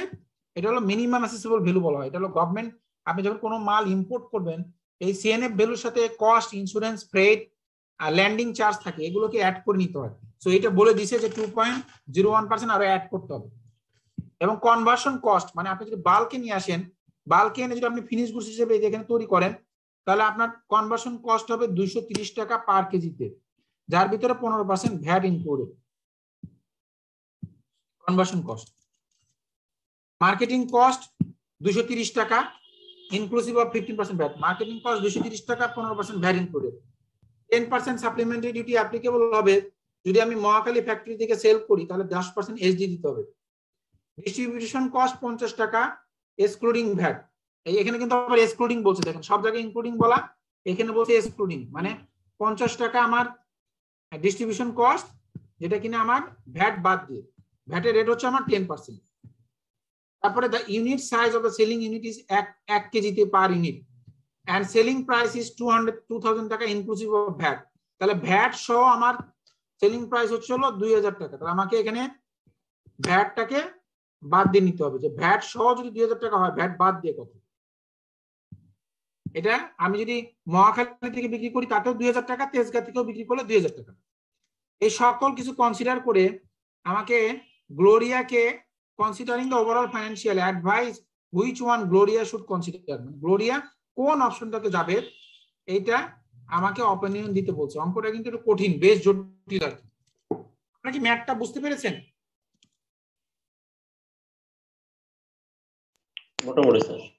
আমরা একটু আলোচনা করি, তাহলে এই জিনিসটা আরো ক্লিয়ার হবে আর কি। হ্যাঁ, এটা কিন্তু বেশ কঠিন অঙ্ক আর কি। হ্যাঁ, এখানে অনেকগুলো ইস্যু। স্যার ম্যাথটা একবার যদি মানে করাই দিতেন হাতে কলমে, তাহলে মানে ক্লিয়ারলি বুঝতে পারতাম আরো।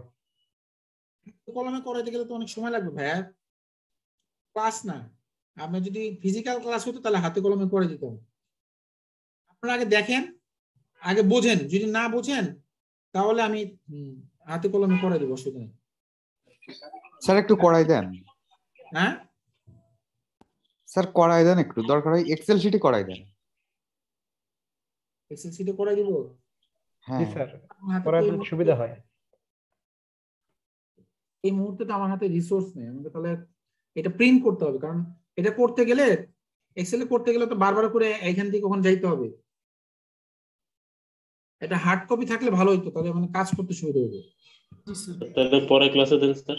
জি স্যার, পরের ক্লাসে তাহলে ক্লিয়ারলি একটু বুঝাই দিন। সরি, নেক্সট ক্লাসে স্যার একটু বুঝাই দেন, মানে এক্সেলে করে। আচ্ছা ঠিক আছে, পরের ক্লাসে করে দেব না, আমরা আগে বুঝি আর কি। আমরা আগে ধারণাটা নেই, তারপরে আমরা না এটা হাতে কলমে করবো না, অসুবিধা নেই। ঠিক আছে, তাহলে আমরা দেখি এখানে দুইটা অপশন আছে, তাহলে আমরা মনোযোগ দিয়ে তো দেখি। তাহলে আমাদেরকে প্রথমে কি করতে হবে, competition of per KG cost under the both option.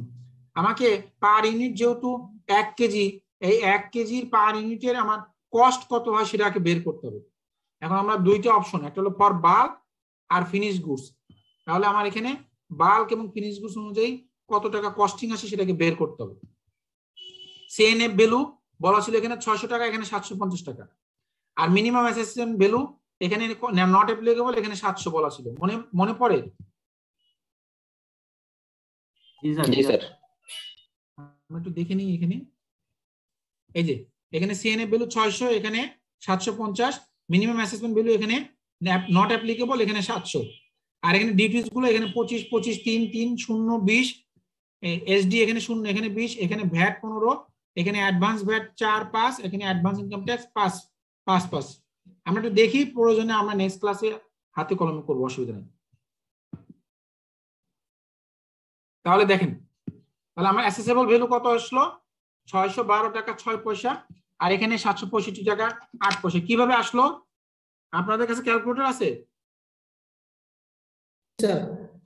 তাহলে আপনি এখানে ক্যালকুলেটর দিয়ে করেন, ওই যে 2.01% অ্যাড করেন, তাহলে 600 ইন্টু 2.01%, তাহলে 12 টাকা 6 পয়সা প্লাস 600, এই 612 টাকা 6 পয়সা। বুঝতে পেরেছেন স্যার? যদি কোনো কিছু বলা না সেক্ষেত্রে কি আমাদের 2.01% দিয়ে করতে হবে স্যার? কোনো কিছু বলা থাকলে কিছুই করবেন না। ওকে। আর এখানে কত ছিল? এখানে ছিল আমার 750 ইন্টু 2.01%, তাহলে 15 টাকা 75 পয়সা। তাহলে 15 টাকা 0.5 পয়সার সাথে 750 যোগ করলাম, তাহলে 765 টাকা 0.75 পয়সা আসছে আর কি। হ্যাঁ, মানে 0.8 পয়সা। আপনাদের ক্যালকুলেটর থাকলে ক্যালকুলেট করে দেখেন, হাতে কলমে এখনই করেন। এটা বুঝতে পেরেছেন? জি স্যার। এরপরে কাস্টম ডিউটি। কাস্টম ডিউটি হয় অ্যাসেসমেন্ট ভ্যালুর উপর 25%। এখানে 612 এর উপর 25% করলে 153 টাকা আসবে, আর এখানে 765 এর উপরে 25% করলে 191 টাকা আসবে। করেন, হাতে কলমে করেন। 612.06 ইন্টু 25% দেন, এখানে 765 ইন্টু 06%, 25% দেন, দেখেন এই টাকা মেলে কিনা।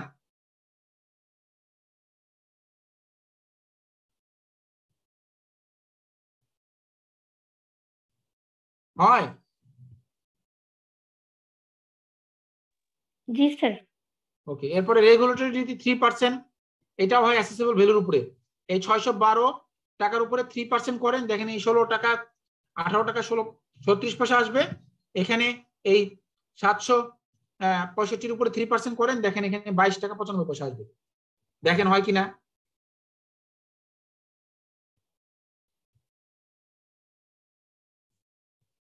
জি স্যার, ঠিক আছে। ওকে, তারপরে সাপ্লিমেন্টারি ডিউটি। এখানে কি বলা ছিল যে এখানে কোনো সাপ্লিমেন্টারি ডিউটি নাই, এখানে 20% সাপ্লিমেন্টারি ডিউটি।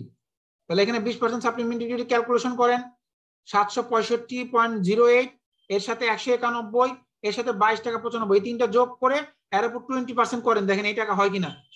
এই তিনটা যোগ করে তার উপর 20%।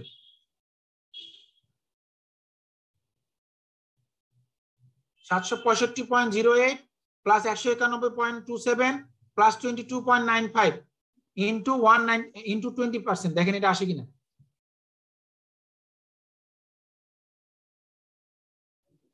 জি স্যার, আসছে স্যার। ওকে, মিলছে। তাহলে এসডি কিভাবে ক্যালকুলেশন করতে হয় বুঝলেন তো? এসডি হবে অ্যাসেসমেন্ট ভ্যালু, এটা হয় হলো assessment value plus CD plus RD into 20%। Okay sir. এরপরে ভ্যাট 15%। কিভাবে হবে? এটার ফর্মুলা হচ্ছে এই একই ফর্মুলা, এখানে বসান, এর সাথে খালি এসডিটাকে যোগ করবেন। এসডি যোগ করতে হবে স্যার। এসডি যোগ করে এর উপর 15% করেন, দেখে আসে কিনা।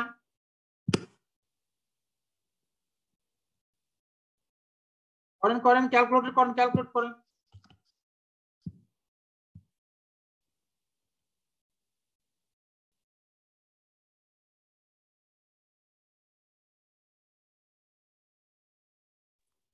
জি স্যার, আসছে। আসছে না? এরপরে আপনার অ্যাডভান্স ইনকাম ট্যাক্স হয় হলো কার উপরে? অ্যাসেসমেন্ট ভ্যালুর উপরে। তাহলে অ্যাসেসমেন্ট ভ্যালু কত? 612 টাকা 6 পয়সা, এর উপর 5% করেন, আর এখানে 765 টাকার উপর 5% করেন, দেখেন ম্যাচ করে কিনা।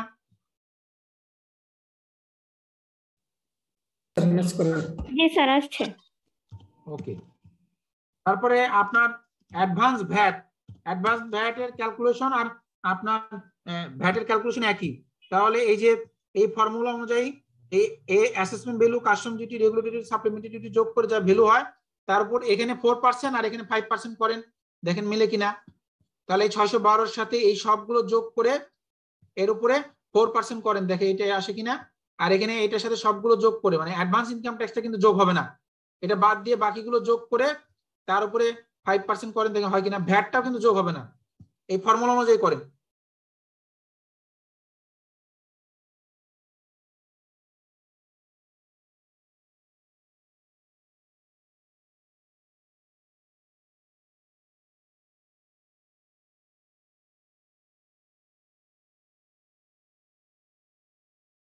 এই যে 612.06 প্লাস 153 প্লাস 18 টাকা, হ্যাঁ, এই তিনটা যোগ করে এর উপরে 4% করেন, দেখেন তো এটা আসে কিনা।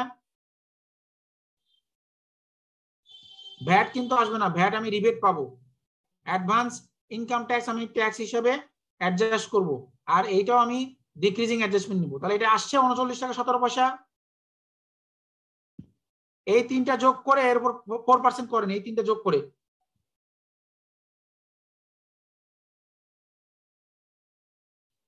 আসতেছে না? এতক্ষণ লাগে কেন রে ভাই? জি স্যার। আসছে হয় স্যার 31.34 আসে। তাই দেখি তো, আমি ক্যালকুলেট করে দেখি। 612 স্যার 33.14 আসে, ঠিক আছে।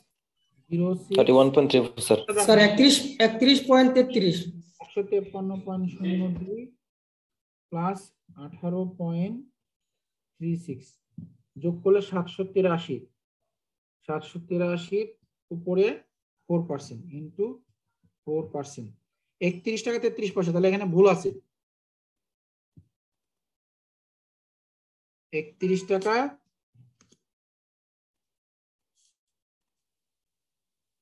33 পয়সা আসবে। আচ্ছা, এখানে আমরা 4% কেন করলাম একটু দেখে আসি তো। অঙ্কে কি বলা ছিল? এই যে এখানে 4%ই বলা ছিল, দেখেন অ্যাডভান্স ভ্যাট 4% আর এখানে 5%। ওকে, তার মানে এটা ঠিক আছে। তার মানে এখানে ভ্যালুটা চেঞ্জ হবে। তাহলে 31 টাকা 14 পয়সা, তাই না? সরি, 31 টাকা 34 পয়সা। 34। জি স্যার।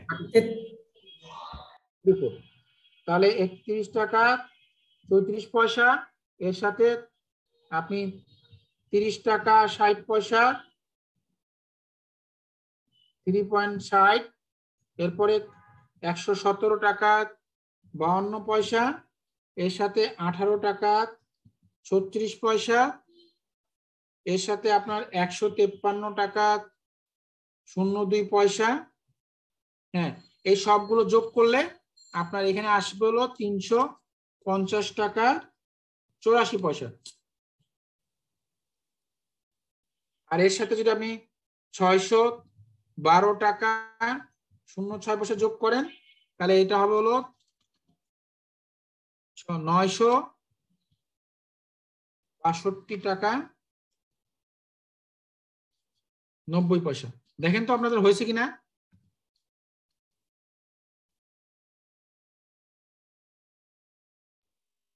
জি স্যার, মিলছে।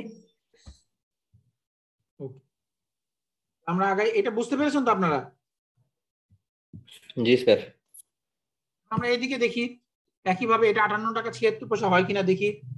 তাহলে 765.08, এর সাথে আপনি যোগ করেন হচ্ছে 191.27, এর সাথে যোগ করেন হচ্ছে বা এটা কত 22 টাকা 95 পয়সা, 22.95 প্লাস হচ্ছে 195.86, তাহলে 1175.16 এর উপরে 5%, তাহলে 58 টাকা 76 পয়সা। ঠিক আছে? জি স্যার, ঠিক আছে। এটা তাহলে এখানে তাহলে আমার এখানে টোটাল ডিউটিজ এন্ড ট্যাক্সেস আসছে হলো আপনার কত, আমার এখানে 350 টাকা, এখানে হলো 683 টাকা 36 পয়সা। এই সবগুলো যোগ করলে তাহলে আমার এখানে ডিউটি এবং প্রোডাক্টের ভ্যালু সহ আমার আসে 962 টাকা 90 পয়সা, এখানে 1433 টাকা। এই পর্যন্ত ক্লিয়ার তো সবাই? জি স্যার। ওকে, এরপরে আমরা দেখি কি বলতেছে আর কি। হ্যাঁ, এরপরে দেখেন বললো কি less recoverable amount. Recoverable amount বলতে কি বোঝায়, যে যে অ্যামাউন্ট গুলো আমি অ্যাডজাস্ট করতে পারবো বা আমি রিবেট পাবো সেগুলো হচ্ছে রিকভারেবল অ্যামাউন্ট।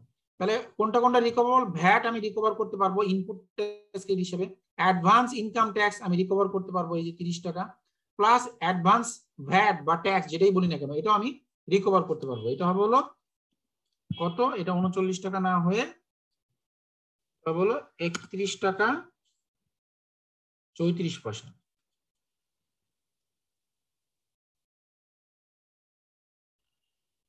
টাকা 34 পয়সা। তাহলে আমরা যোগ করি 31 টাকা 34 পয়সা প্লাস 30 টাকা 60 পয়সা প্লাস 117 টাকা 52 পয়সা, তাহলে 179 টাকা 46 পয়সা। ঠিক করে নিয়ে আমি ঠিক করে দিচ্ছি, 179 টাকা 46 পয়সা। আর এখানে কি হচ্ছে, এখানে আপনার দেখেন আপনি ভ্যাট রিবেট পাবেন না, এখানে অ্যাডভান্স ইনকাম ট্যাক্সটা ফেরত পাবেন, প্লাস আপনি এখানে এটিটা ফেরত পাবেন। বলেন তো এখানে কেন ভ্যাট আমরা রিবেট পাবো না, বলতে পারবেন? স্যার কারণ ভ্যাট হচ্ছে minimum, sorry sir minimum tax. হ্যাঁ, ভ্যাটটা আমি দিচ্ছি ট্রাঙ্কেটেড রেটে, মানে আমার 15% রেটে না, আমি 5% রেটে যদি ভ্যাট দিচ্ছি আমার আউটপুট 15% এর নিচে, এই জন্য আমি এটা রিবেট পাবো না। তাহলে দেখেন আমি এখানে 179 টাকা আমি রিকভার করতে পারতেছি, এখানে অনলি 97 টাকা রিকভার করতে পারতেছি। তাহলে আমি যদি এটাকে বাদ দেই তাহলে 962 টাকা 90 পয়সা থেকে আমি রিকভার করতে পারবো 179 টাকা 46 পয়সা। তাহলে আমার ল্যান্ডেড কস্ট আসতেছে এখানে 783 টাকা 44 পয়সা। আর এখানে আমার ল্যান্ডেড কস্ট আসতেছে দেখেন 1433.36 মাইনাস হচ্ছে হলো 97.01, তার মানে 1336 টাকা 35 পয়সা। This is my landed cost. Okay, sir landed cost মানে কি actually sir? This is my cost of goods sold, মানে আমার হলো ওই প্রোডাক্টের কস্টটা কি, মানে ওই আমার প্রিমিসেস পর্যন্ত আসা পর্যন্ত আমার ওটার কস্ট হচ্ছে এইটা। This is my total landed cost till factory আর কি। হ্যাঁ, ক্লিয়ার এই পর্যন্ত? স্যার এই পাশে কলামটাতে স্যার ভ্যাট, তো স্যার এখানে স্যার 15% কাট হয়েছে স্যার, আসতেছে না কেন? কোথায় 15% কাটা হয়েছে? এই 15% ভ্যাট কাটা হয় না। 15% ভ্যাট আপনি দিয়েছেন ডিউরিং দ্য ইম্পোর্ট। আপনি ইম্পোর্ট করার সময় 15% ভ্যাট দিয়েছেন, কিন্তু আপনি ভুলে গেছেন উপরে ম্যাথে কি বলা হয়েছে। ম্যাথে বলা হয়েছে যে আপনি যদি বাল্ক ইম্পোর্ট করেন তাহলে আপনি ভ্যাট দিবেন হচ্ছে হলো 15% রেটে, আর যদি ফিনিশ প্রোডাক্ট হিসেবে সেল করেন তাহলে আপনার আউটপুট ভ্যাট হচ্ছে 5% রেটে। এখানে বলছে কি দেখেন, Glorian Limited 2 separate bin for one Mohakali factory and Tesgar. For supply of product from Mohakali factory, it follow the standard rate 15%. তার মানে আপনার output VAT 15%. While for other premises, it follow trade VAT and follow a fixed VAT rate is 5%. তার মানে আপনি যখন ওই Mohakhali premises থেকে sell করবেন বাল্কে, তখন আপনার আউটপুট ভ্যাট রেট হচ্ছে 15%। বাট আপনি যখন ফিনিশ গুডস হিসেবে তেজগা থেকে সেল করবেন তার আউটপুট ভ্যাট হচ্ছে 5%। তাহলে মানে আপনি যদি 15% এর নিচে কোনো আউটপুট ভ্যাট দেন তাহলে ইনপুট আপনি যত ভ্যাটই দেন না কেন সেটা আপনি রিবেট নিতে পারবেন না, সেটা আপনার কস্ট অফ গুডস সোল্ডের অংশ হয়ে যাবে। স্যার বুঝেছি স্যার। ওকে,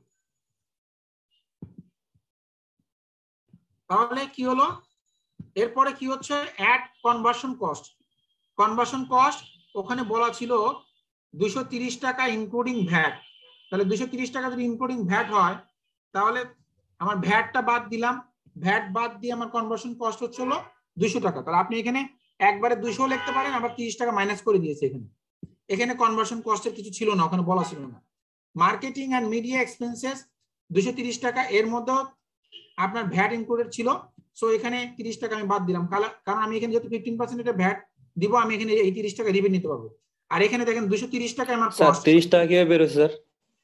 230 এর ভিতরে যদি ভ্যাট ইনক্লুডেড থাকে তাহলে ভ্যাট বাদ দিয়ে কত 200 টাকা, 200 টাকার উপর 15% করেন, দেখেন 30 টাকা আসবে।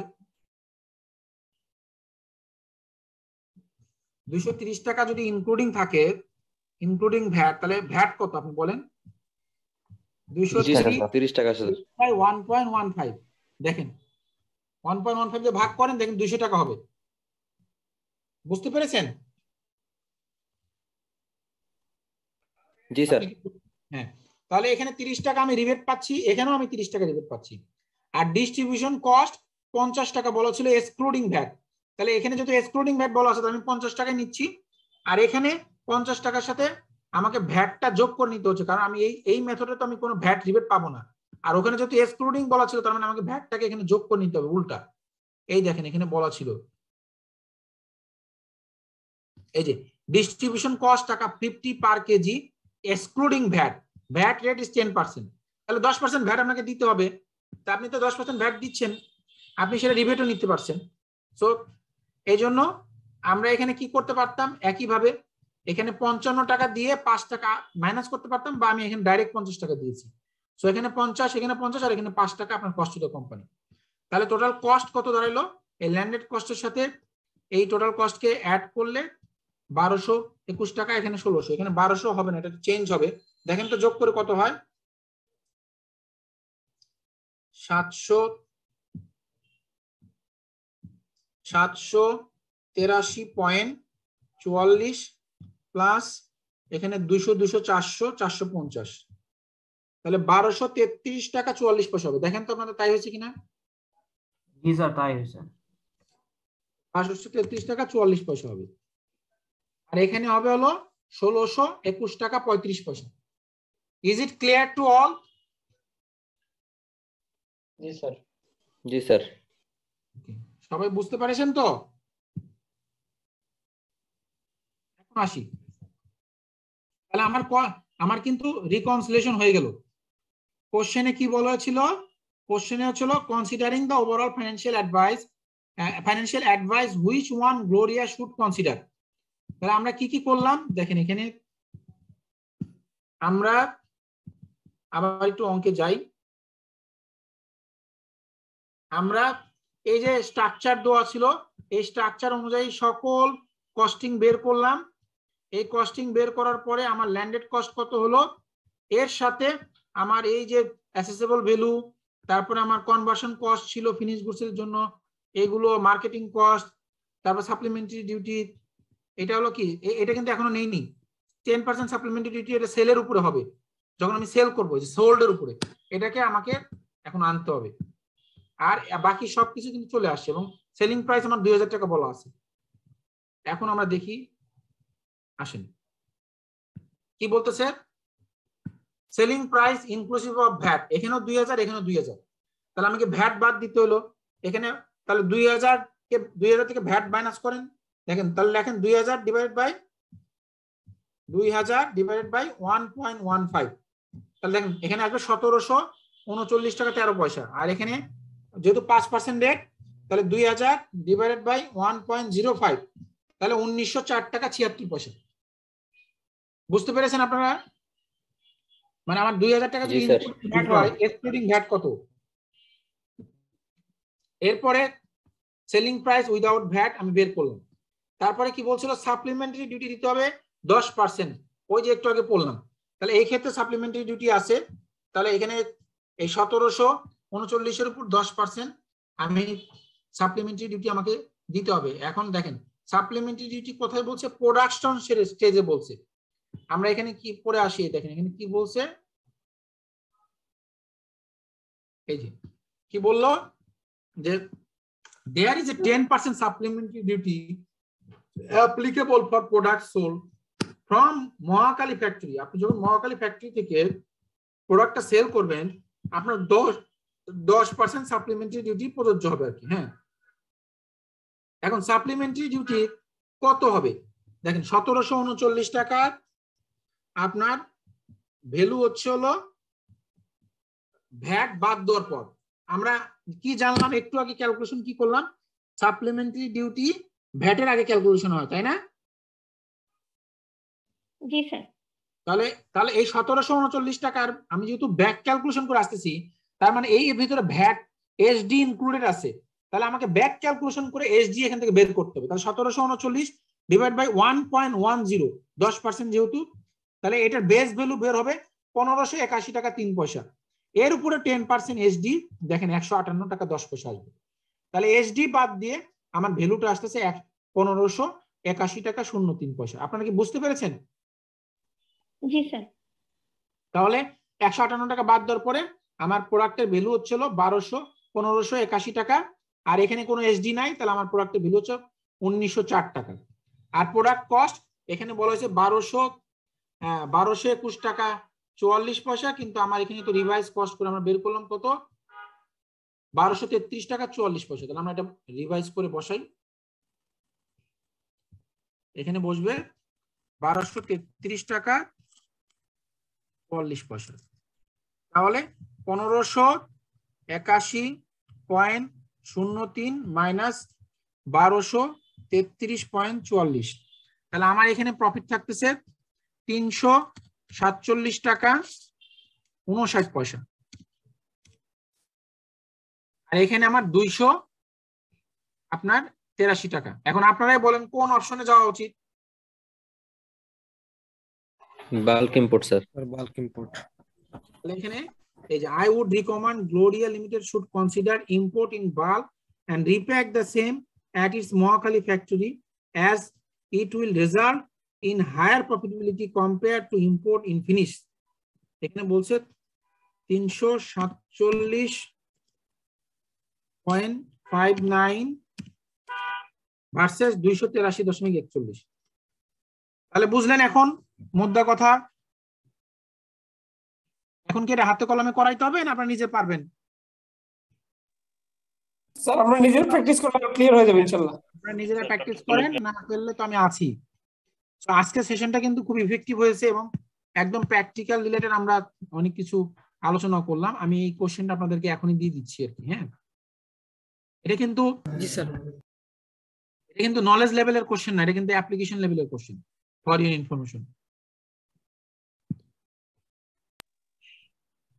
আমরা তো স্যার আমাদের সেমনি ম্যাথ গুলো স্যার কোন বই থেকে প্র্যাকটিস করব? এইটা তো ভাই বলা মুশকিল, কোথা থেকে করবেন এটা তো বলা যাবে না। আপনাকে যেখানে পাবে ছাই উড়াইয়া দেখো তাই, পাইলেও পাইতে পারো অমূল্য রতন। তা আপনাদের এখন যে অবস্থা, নাম বলতেন স্যার? হ্যাঁ সরি স্যার, একটা দুইটা বইয়ের নাম বললে স্যার প্র্যাকটিস করতে হবে। কোনো বই আমি জানি না ভাই, আমি জানি না যে কোনো বই আছে কিনা, সেই বইটা পাওয়া যাবে কিনা। I have no idea. আমি যতটুকু আপনাদেরকে পড়াইতেছি সেটা আমি আপনাদেরকে দিতে পারি, আর বাকিটা তো আপনাদেরকে কোন বই পাবেন আই হ্যাভ নো আইডিয়া। কোথায় আছে আমি বলতে পারবো না, বাট আমার মনে হয় না এগুলো দেখলে আর কোনো বই এগুলো নাই। আপনারা আমার জানা মতে মার্কেটে এরকম আপনি ইয়ের বইটা দেখতে পারেন, ওই যে রোব ভাইয়ের রোব স্যারের বই আছে, ওর মধ্যে থাকতে পারে, ওটা একটু চেক করে দেখতে পারেন। ম্যাথ আছে ওখানে, অনেক এক্সাম্পল তো আছে ওখানে অনেক এক্সাম্পল দেওয়া আছে। হ্যাঁ দেখেন চ্যাট বক্সে।